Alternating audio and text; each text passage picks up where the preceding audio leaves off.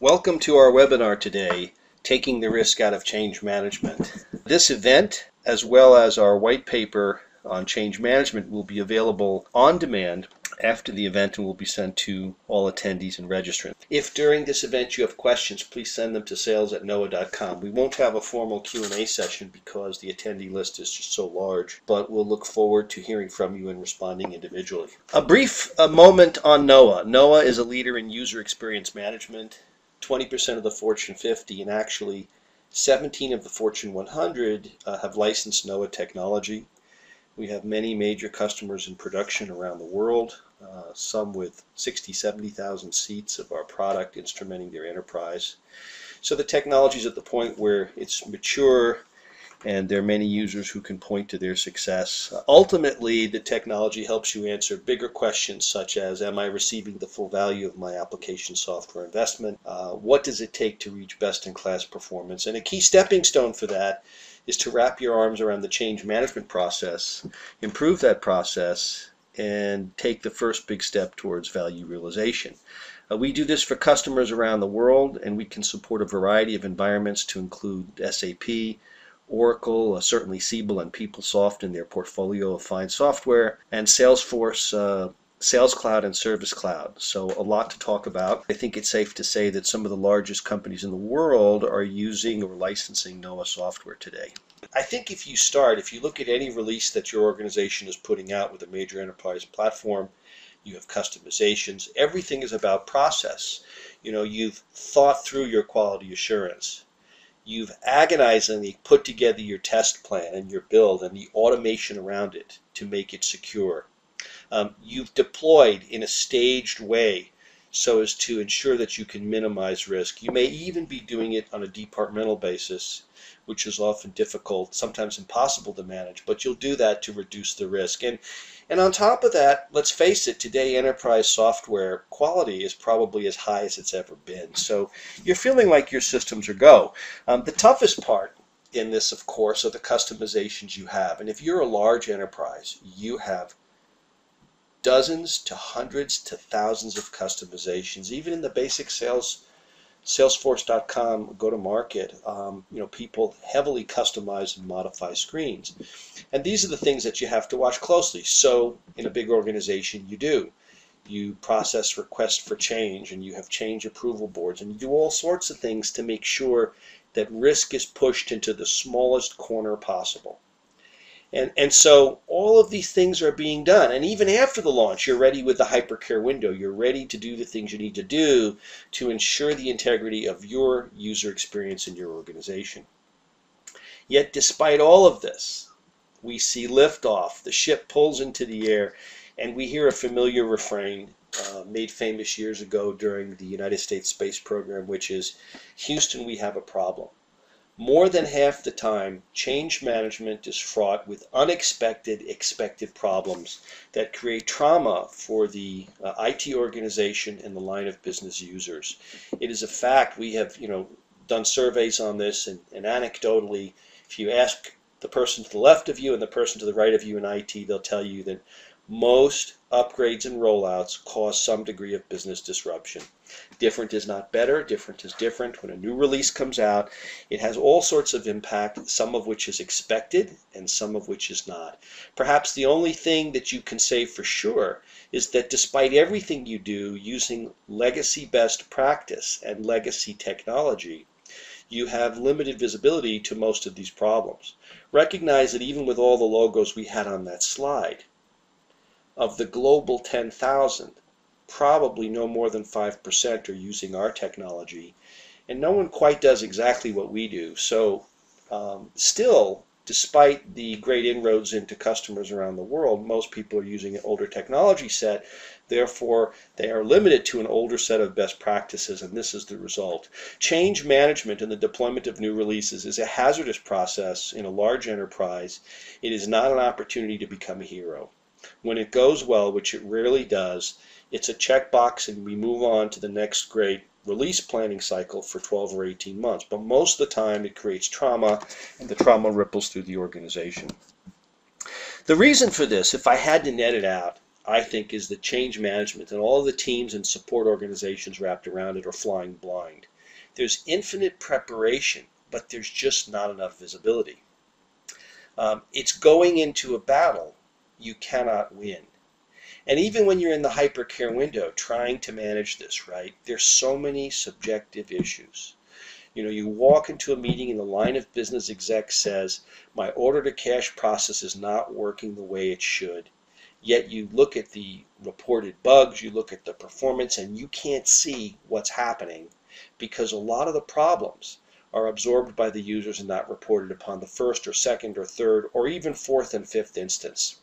So let's be clear, major release deployment is a high trauma, high concern issue in the largest organization, and one that does not work well today.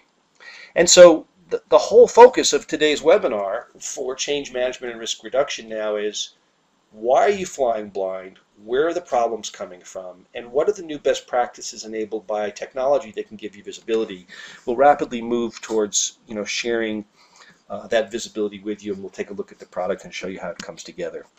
To really get a sense of this, to sort of set the stage, we ask you the question: if you looked at all of the error in your enterprise, your IT infrastructure end to end, the equipment and the people and everything that it does, what percent of it is system error and what percent of it is user error? I mean, do you really know what's going on in your enterprise?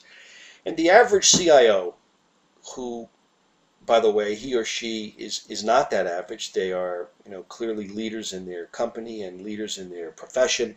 They'll tell you, well, there's 30, 40, 50% system error, 50, 60% user error, and I know what's at my help desk. I can see user error, and I know what's being logged by my APM tools and at my help desk, and it could be 50, 50, 60, 40 any day of the week, but that's kind of what's happening. And they're very surprised to learn when they have visibility through our technology that in fact only 8.4% of the error in the enterprise is system error, stuff that's part of the infrastructure, the networks, the hardware, the application, everything that delivers it to the user. They're kind of stunned by that. And they're more stunned to find out that 91.6% therefore is user error, because they're not seeing roughly 80 to 90% of the user error at the help desk, and there are no tools that let them see that. And this is part of that visibility gap. And the biggest problem upon a change management event, of course, is that the users are having trouble with these well-intended custom transactions that don't make sense to these users, or don't process the way they should, or are not as intuitively obvious as they thought, and no one really knows until it really blows up and hits the wall. So this is new information, and this technology now starts to shed visibility on this data that's never been seen before, and sets the stage to solve a lot of problems that were previously unsolvable. The center of the bullseye here is change management, but I think you'll get a sense as you see this data that there are many other places this can help you. You should know that most of our customers, notwithstanding the benefits to the change management process, use us to reduce cost and time at the IT service desk and to move to proactive service. That's a very big application for this technology, and you'll start to get a sense when you see the data of what all the possibilities could be for you. So let's look at what low-risk change management means. I think it means on time, on budget, minimal disruption, and that is our perfect world low-risk upgrade. And we have new best practices which are enabled by new technology. And if you download our white paper, everything you see in this webinar will be in the white paper, including the screenshots, so you could dig into it further before you reach out to us to learn more. So we're going to cover these best practices, and then Joe Negley's going to show you some of this stuff live. So the first thing that you can do with this technology, which you could not do before, is that you can really audit the utilization you have by user, by department, by transaction, by screen, by module, unscripted. It's just all there, automatically identified by the technology. And this helps you understand where you need to make your engineering investment for the new release.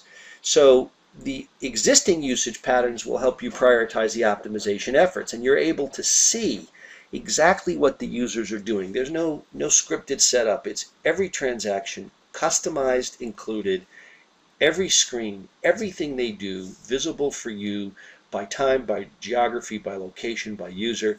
And you see a lot of data to include system and user error and even user workflow that you've been unable to see before. This technology uniquely shares with you the view towards user error, which is a key harbinger of problems early on in the change management cycle and in the hypercare window. So this is very powerful for you and enables capability that you haven't had before. Now that you know what people have done, you can build your testing scripts based upon actual usage and workflow. I can't tell you how many times you're trying to build test scripts and you're in a group that may not actively use the product, and now you're able to look at actual scenarios executed by users, those which worked and those which generated problems, and take this actual workflow and use it to build your test scripts. And we found that being able to do this, produces an ROI based upon just reduction in time to develop these scripts and yields higher quality. The third thing you'll see is that because the technology is so self-documenting, your UAT process will accelerate because we will document precisely everything that happens automatically in terms of errors and exactly where those problem points were. You'll be able to compare different windows of time. You'll be able to see for each of your UAT subjects what they experienced specifically at their desktop. And so there's benefits here across the board. Again, this is something that really doesn't exist in the market today.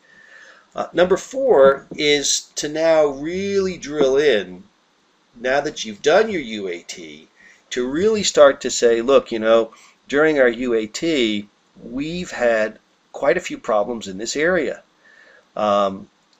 These problems now need to either be resolved before the release comes out, or we need to modify our training or self-help materials to enable our users to better accommodate these sorts of issues. And we found, again, roughly a 25 to 50% reduction in user errors by tweaking the UI based upon this very objective, brutally objective assessment of what happens in UAT. So this technology helps you find the problems, remediate them before you push the release out. And I can guarantee you that 2 out of 3 of these problems will be in the customizations that you built or modified. So it's a really good tool to have. I think the next and very important component is when you're in the hypercare window, that's when, Houston, we have a problem. Things start to happen and you do not get visibility until a user has the 5th or 6th or 7th or 8th occurrence, until people are upset. And most of the time they don't call the problems in, but in the hallway discussion it will be the new release is not working, order to cash is slow. I mean, it's anecdotal, and now this makes it objective. You can see every system and user error in the enterprise, every single one, whether it is reported or not. Let me repeat that. Every single user error is now visible to you across your enterprise during that hypercare window. And it does not require that the user call the help desk.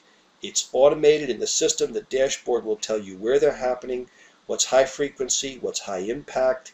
You can view it by, I want to know the errors, the top 3 errors impacting the vice presidents in this company, or the top 3 errors impacting accounts payable on a global basis. I mean, almost any way that you have LDAP data that links to people that use your systems technology, you can slice and dice and identify this. And now you've moved to proactive service. Before things hit a fevered and crisis-driven pitch, you're on top of it. You walk into a staff meeting and the CEO says, how is the new release going?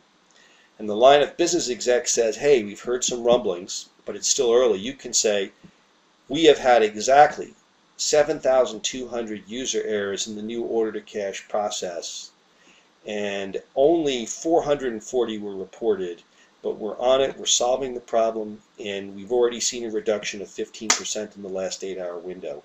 That's a major transformation. That's strategic advantage and benefit. That puts IT back in the driver's seat because you now have visibility. and the benefits here for your organization can be substantial. Number 6 is not just the user performance, but now you can easily see system performance. And what we're measuring is at the desktop. From the time a user hits the enter key to the time the browser window is filled. And we're measuring with a desktop agent, so this is accurate. A lot of technologies may try to use things like browser ready, which does not tell you that the browser has filled with data. And quite frankly, this is the only technology set in the world that will measure precisely both the system and user error. That's what makes Knoa unique, as experienced at that desktop, and give you the precise timings associated with any event. This data, because it's ready, dramatically reduces the interrogation process with the help desk. They don't have to interrogate the user. When the user calls, they can see exactly what happened. They know exactly how to recreate it, and they have everything they need to either resolve it with the user, take it to your center of excellence, or on the rare occasion, go back to your vendor for a fix to your code. Number 7, you start to get a sense of application adoption. When you start to move to the questions of value, how do I know that I'm receiving the full value from my investment in this major application? I've spent $6 million on software, and I've spent $9 million with a major consultancy to deploy it and train and implement the customizations. Am I receiving full value?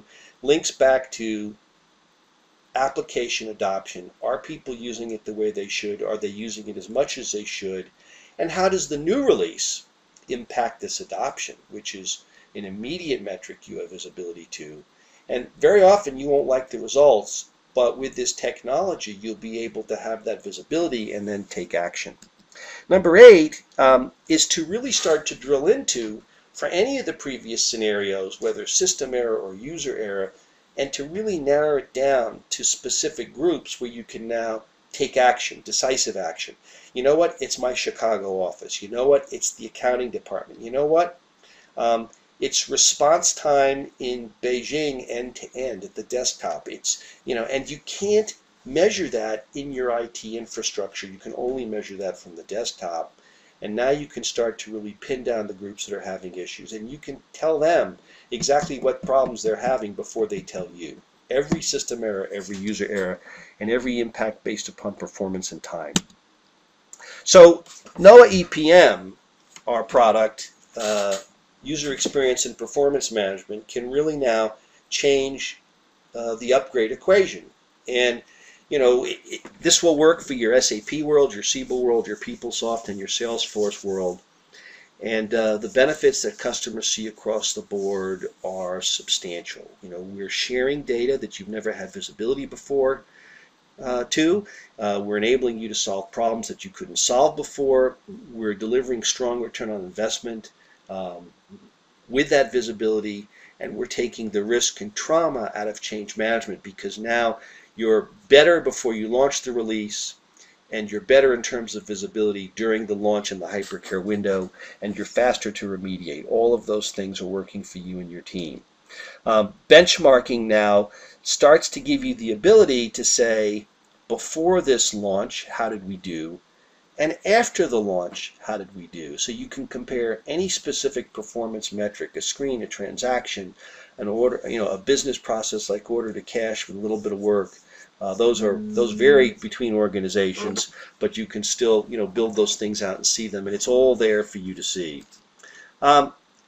Certainly, service level agreements are impacted by change management difficulty, and now you start to see all of the data you need to better manage your service level agreements. You have agreements with your users about availability, and especially during a change management window, when there are subjective issues, which may be user errors, that's the moment of greatest trauma. We're just not getting performance from the system. I saved the data, but the data is gone. And now you can see, hey, respectfully submitted, you actually didn't save the data. The transaction was not done correctly. You can see all of this because you've got visibility to user and system error at the desktop. And all of this can be driven by alerts. You could get an alert that says, if I have a new problem that generates user errors, and it's one of my top 10 by frequency, or it's one of the top 2 in the order to cash, or however you structure it, I need to see that. I need to be alerted. So everything that you could do with your hardware infrastructure, you could do with this technology. So that's a big plus. Part of this really starts to change the equation for where you can go with your change management process and your IT service team. You know, if you start to see problems, both system and user, and you know who they're impacting and you know exactly how long they're manifesting themselves at each desktop, you know, some customers are taking this data, which shows up in our standard BI dashboards and our analytics drill down, and integrating it with financial data. So now you can say, today, the past 8 hours, which 3 problems cost me the greatest lost productivity? You know, which 3 user errors cost the greatest user productivity loss across North America for everyone with the title director and vice president? So you're starting to really have a strategic view to the end-to-end performance and value of your IT infrastructure as it's used by the people that put their hands on every keyboard and based upon their success in getting it done. This is, you know, less than 1% of the customers in the world are doing these kinds of things today, but that's where you can go with this technology. We have many successful customers. McKesson is a market visionary doing tremendous things with the technology in the SAP world. Many hard savings and benefits have accrued to the company. And these guys are visionaries in the kinds of work they're doing with information technology. British Telecom, very successful with Oracle Siebel. Hard savings per year of £1.5 million. Just incredible benefits that they've been able to document associated with the technology, and mostly around their CRM organization and the IT service desk support. So this kind of function exists in every major enterprise. We've all got customers to service. Kraft Foods. Kraft Foods, I think, is most noteworthy because not only did they save the economic benefits and position, you know, to move through change events better, but they also found that they had an increase in their internal user satisfaction, that people were just more satisfied with their systems and technology because they were able to do a better job of support across the board at the IT service desk, at the center of excellence. You know, every step of the way, you know, Kraft sought excellence and was able to achieve it. So just lots of value drivers. For our customers, you know, the product technology is very simple. You'll see Joe will walk us through it. We automatically connect to everything in the major applications that we support. We discover everything about performance, both system and user, and automatically frame it for you in the dashboard. And then we help you manage that to remediate the problems and deliver return on investment. It's pretty simple. We see everything at that monitor that happens as measured at that monitor. We use an agent at the desktop. We don't integrate with the back-end systems. And then we show that data in the form of our analytics dashboards and then let you take action with it. There are many functions to cover. You'll see some of them in the dashboard, but pretty much across the board you can see every parameter of performance that could be useful in understanding the situation for that user at that desktop with that application. The product architecture is highly scalable, and most important for those of you in IT, does not require integration with the back end. There's only an agent that sits on the desktop, and auto-magically we do understand even the custom transactions that your applications have, but we do not need to connect with your back end, so we don't need to synchronize with one of your release cycles. You can install our technology with a little bit of our professional services team help, perhaps in 6 to 8 weeks, and you're good to go to start harvesting the benefits. There's a lot of ROI data here, and in the final analysis, when customers get up in the morning, they build an ROI analysis. They work with us on needs. We see how the use cases fit for change management, for other things that they'll do, and most of our major customers are seeing multiple millions of dollar benefits as they've modeled it. And we see, you know, return on investment analysis after return on investment analysis like this. And this is a typical project. You know, if we're not going to produce hard cash benefits for you, something like a year or less, we're not going to be as compelling as other projects you're going to find. And so this is very, very typical for our customers. So Knoa EPM, will deliver quantifiable metrics that measure both the performance of the enterprise app and the ability of the user to effectively execute specific processes. And this helps you take the risk out of change management in UAT because now you have visibility. We can present a variety of dashboards. This is where you can look at those metrics that Mike was talking about and take kind of the 1,000-foot view of the landscape that you're monitoring. So get that visibility that you're lacking from other solutions during your change management process. You can actually see things like application activity. So how much actual activity are the users executing within certain applications that you're going to monitor? The amount of time that they're spending there, the screens that they're accessing, the transactions they're executing, the operations that they're performing. All that's going to be captured and then aggregated into a nice, easy-to-interpret dashboard like this one. There's also individual dashboards designed around specific business process monitoring. So you can actually model a specific process by, say, grouping together a series of screens or transactions and then capture and monitor the metrics based on that. Also, as Mike said, we're going to be looking at these kind of in a baseline versus current period approach. So you can actually look at when was performance, going up, going down, compare a past period to a recent period to get information about trends and how that change management process is affecting you. Other dashboards like profiles for user errors, profiles for response time, and overall user issues dashboard, which we'll take a look at as well. We also offer a series of standard reports. These are highly customizable. You can basically break the reporting down and look at a variety of metrics which we're capturing. So you can see a selection of metrics here, things like non-error messages or system errors or user errors. If you want to look at a specific report profile on just those individual metrics, you can look at multiple metrics, application activity again, or response time. And the reports are a little bit more detailed. So you're going to go from the dashboard, which is kind of the 1,000-foot view, to more of a 100-foot view with the reports to get more detail that you can continue to drill down and continue to go deeper and deeper into the data to pinpoint the issue that you're trying to investigate. We also have alerting capability. If you need to set up specific scheduled reports to give you information on a recurring basis, you can have, say, a report with all the user issues sent to your IT organization every Monday morning. You can also set up alerts based on critical thresholds that you don't want to exceed. If you have some specific SLAs about response time should not exceed a certain threshold, you can actually set the alert to issue a report if the response time on a certain area exceeds that threshold past the minimum number of accepted times. Finally, we have the workflow view, which is unique to Knoa. This is where you can actually see the step-by-step view of what the users are executing as they go through their tasks on their desktop. So you'll see in the example actual steps that they're going through, the screens that they're accessing, and one click at a time as they go through their day-to-day tasks from start to finish. Now, within those four basic core components, we're actually going to take them and put them together into kind of an ease-of-use portal specific to certain silos of usability. So these are those four that we're going to present.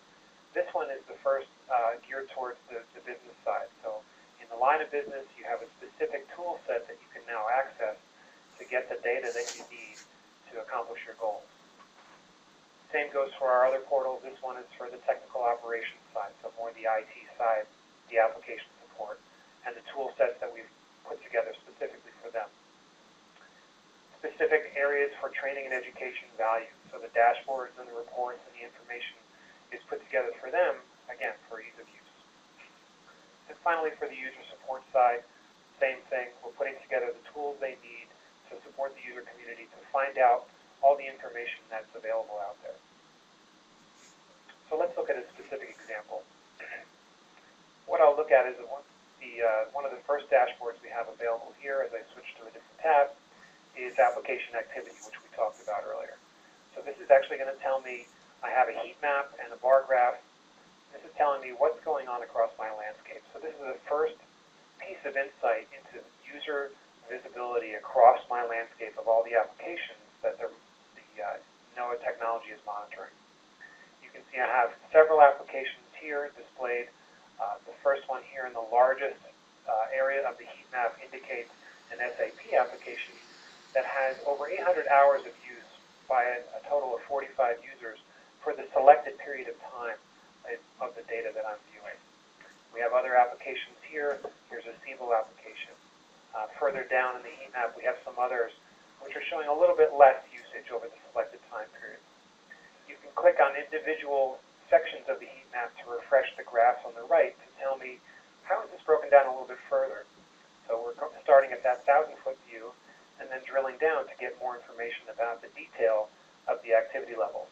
You can see I have user attributes available to tell me not only do I know how much total time for that individual application, but I can also see it broken down by location.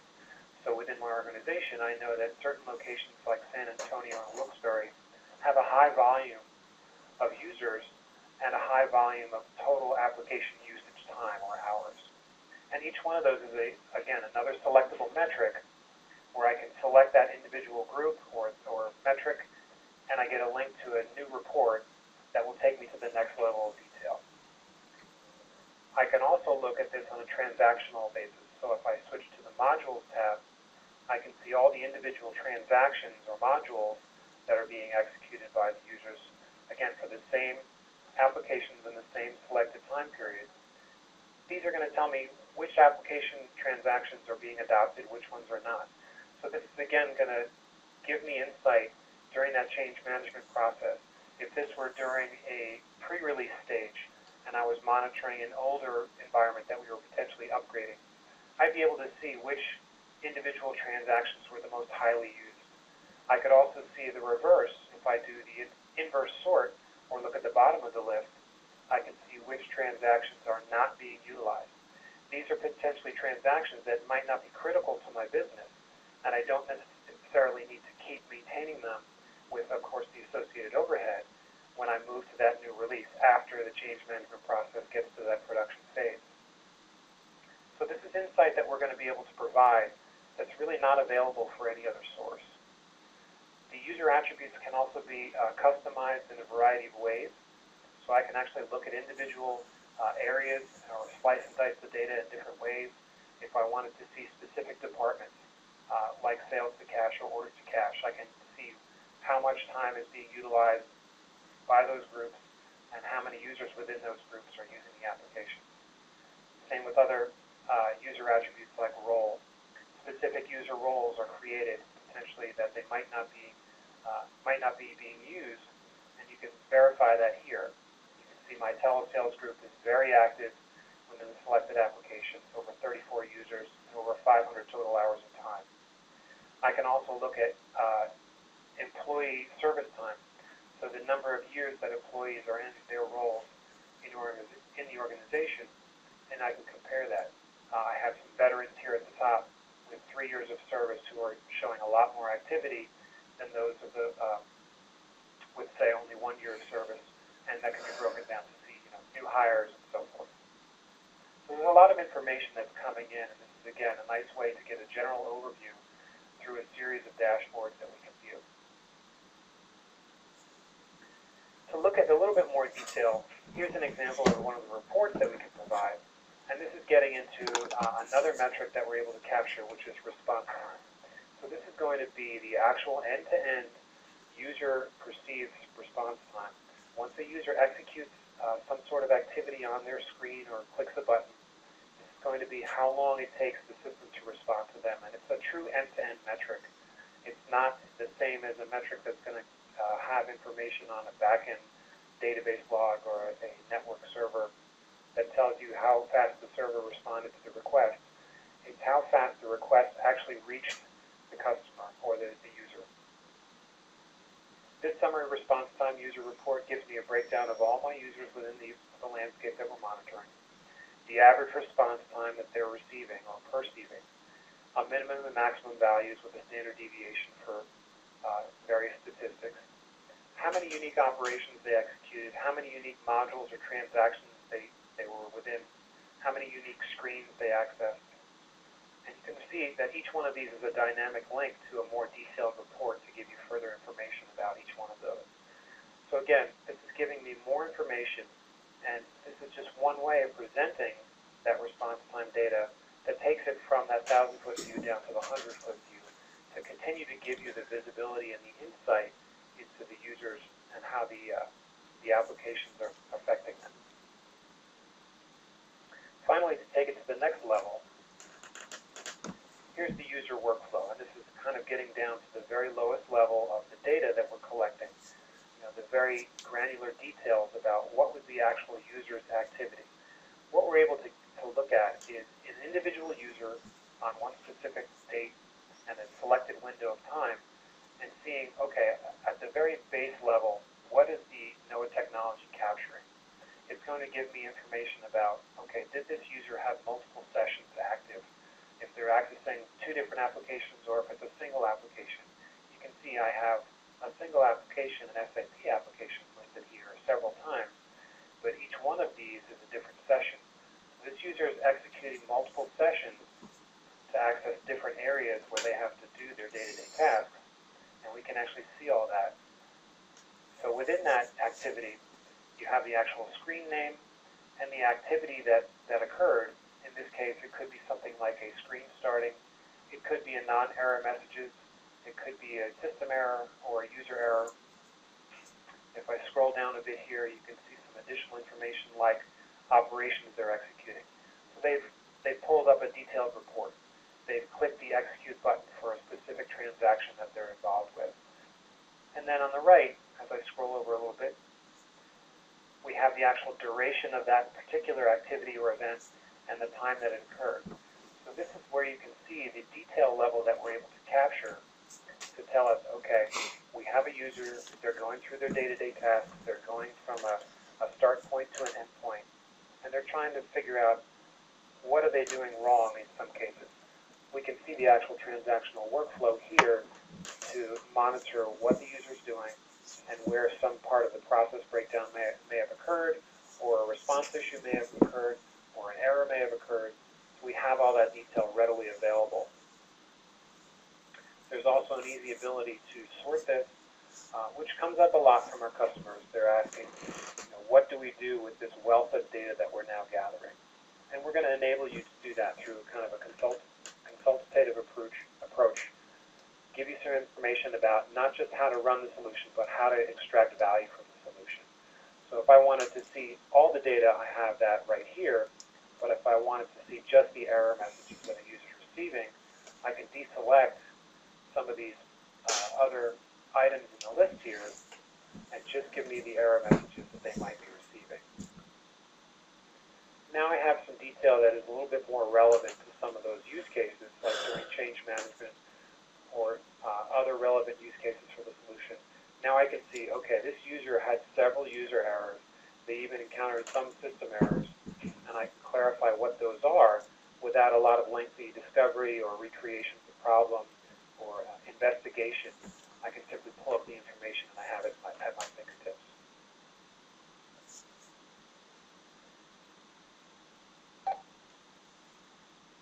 Take another step back. Now that we've seen the details, so where else can we utilize this detail? Let's look at some examples of other dashboards. Here's one specifically geared towards user issues. So how do we know what the user community is doing, and what are the areas of the SAP or Siebel or Salesforce applications that they're using? How are those applications affecting their productivity? Here's a user issues dashboard telling me, again, for the selected time period, show me all my users, and what is the overall view of the landscape? How are things going?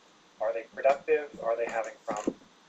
For each individual user, I have a total amount of active time. I have the average response time that they're receiving, the number of operations that they're executing, the number of system errors, and the number of user errors. So again, this is the 1,000-foot view to kind of give me an overall picture of the landscape and say, I need to identify which of my users are struggling the most, Right now you can see I have this sorted so that I have a very high volume of user errors at the top of the list. One user with 900 user errors over a 2-week period. The next one with almost 350 user errors during that 2 weeks. These are definitely going to be users who need to receive potential training or maybe a refresher course or something to help them get through some of those struggles they're experiencing. So now I've started to identify where are my training opportunities. At the same time, we could have the ability to identify particular people or areas where we have system error issues. Here's one user with over 1,000 system errors related to their usage of the applications that we're looking to do. How do I want to handle that? I click on that individual user and I get a breakdown even further, specific top applications that they're utilizing, those system errors and where they're, and if there's any related user errors. And we can see we're starting to get a picture of what users are experiencing and where the problems exist. I can actually see this broken down in a different way by the actual transactions. So which transactions or which modules are they accessing that are giving them the most pain? In this case, you can see it's this OBIE module where the most volume of those particular system errors are occurring. Like my other screens, I can click on that metric, and I can jump to a summary report to, again, dive down to the next level of detail to find out where the problem exists and start my investigation. I can also see how things are trending. As far as change management goes, I want to see if we're getting better over time. Daily average response for this specific user, you can see it's kind of up and down, but it's relatively flat. The system errors and the user errors, we can clearly identify that there's an anomaly here. Is this before or after our change event? Most likely scenarios, if this were kind of a flat line from left to right, maybe the change event occurred the day before, and that's what caused the spike in the user errors or the system errors. We've clearly identified a problem here, and we can correlate that to a specific date and event.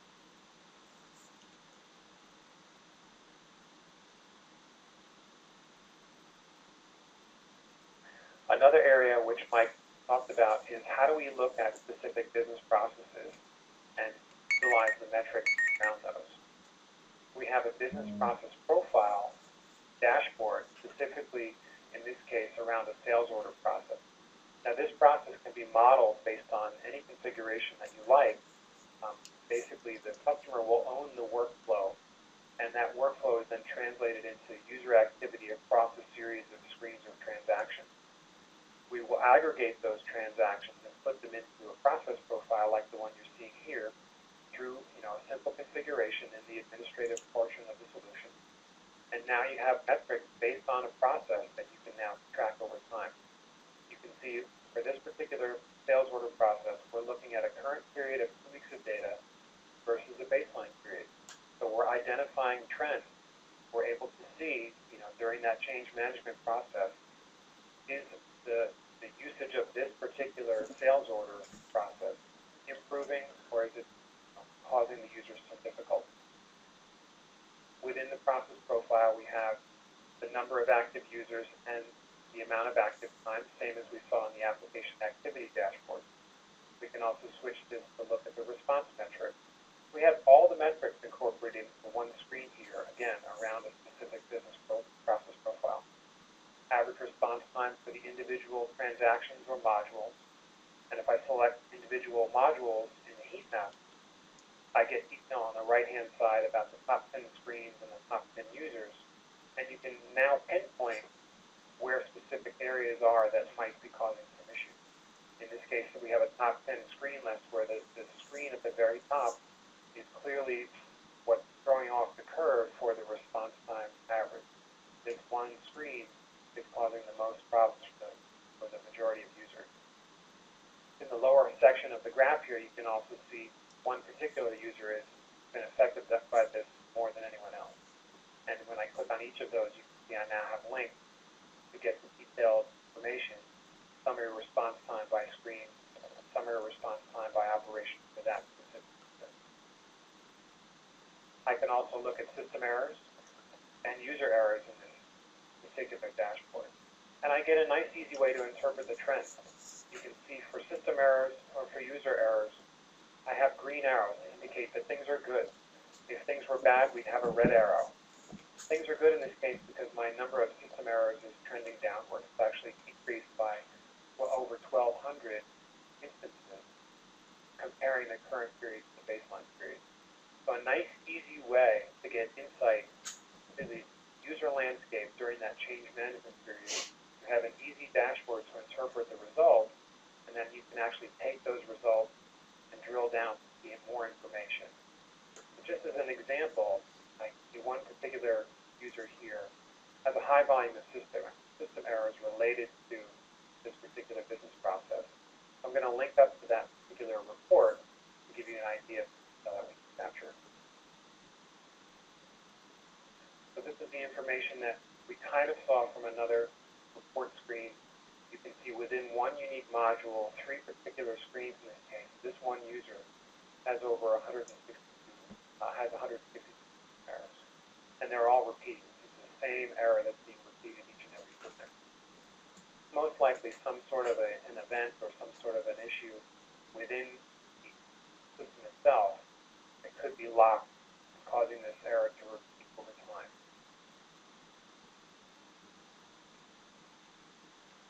So now I have a detailed report similar to the one we saw before with each and every event related to that system error.